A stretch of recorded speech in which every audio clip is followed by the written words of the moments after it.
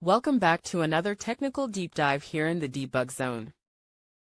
Today, we're tackling a big question and breaking it down with insights from other users.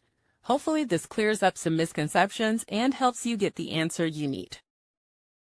So buckle up, stay a little curious, and let's jump right in.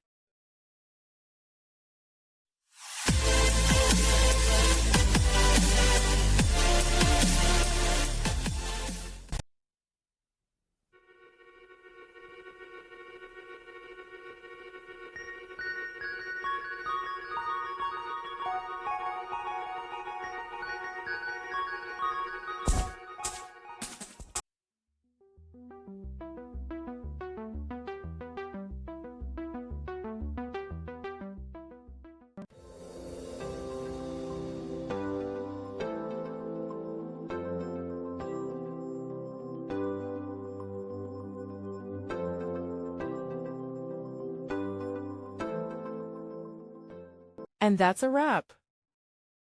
I hope you found the answer you were looking for. If you did, take a second to hit that subscribe button. It really helps out. And let me know in the comments which solution worked best for you. See you next time in the debug zone.